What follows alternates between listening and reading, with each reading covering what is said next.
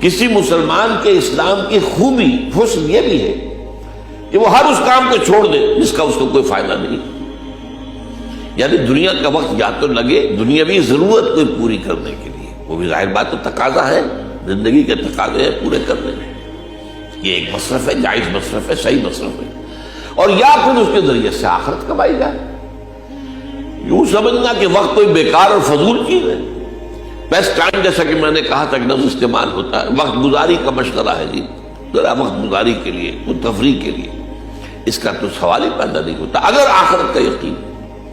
تو اسی حوالے سے اگر آخرت کا یقین ہے تو ظاہر بات ہے کون چاہے گا کہ میری اولاد جہنم میں ڈالی جائے؟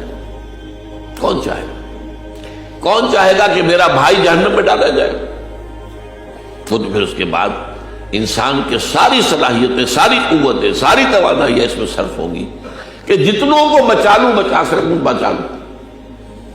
جیسے کہ حضور صلی اللہ علیہ وسلم نے مثال دی، میری اور تمہاری مثال ایسی ہے کہ آگ کا ایک الاؤ ہے جو تمہیں نظر نہیں آ رہا اور تم اس میں گر پڑنا چاہتے ہو، اور میں تمہارے کپڑے پکڑ پکڑ کر گھسیٹ رہا ہوں۔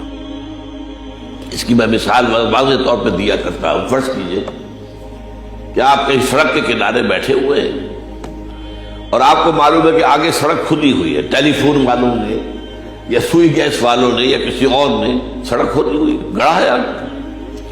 اب آپ دیکھتے ہیں کہ ایک نابینا آدمی جا رہا ہے، اسے تو معلوم نہیں، وہ اپنے معمول کے مطابق اس راستے سے گزرا کرتا تھا، اسے کیا پتا کہ آج سڑک کھلی ہوئی ہے، وہ بڑھے گا۔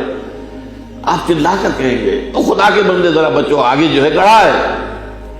اب فرض کیجئے وہ بہرا بھی ہے، اس نے سنی نہیں بات، تو معلوم ہوا کہ وہ تو کنارے پر پہنچ گیا، اب گر پڑے گا فوراً، تو آپ دوڑ کر اس کے کپڑے پکڑیں گے اور کپڑوں سے اس کو پکڑ کر بچائیں گے۔ یہی لفظ استعمال کیا حضور نے، میں تمہارے کپڑے پکڑ پکڑ کر تمہیں بچا رہا ہوں، گھسیٹ رہا ہوں۔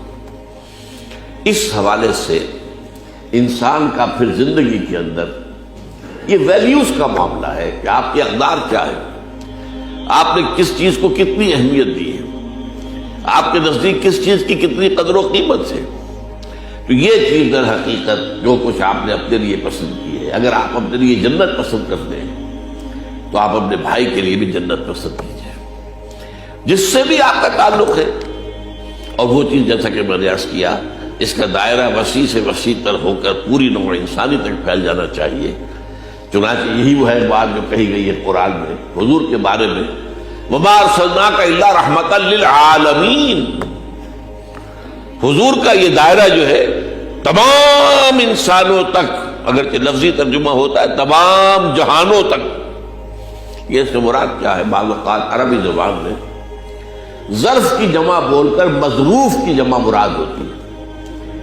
عالمین یعنی اس عالم میں رہنے والے سب لوگ، تمام قومیں، تمام اقوام، ان سب کے لیے رحمت ہے۔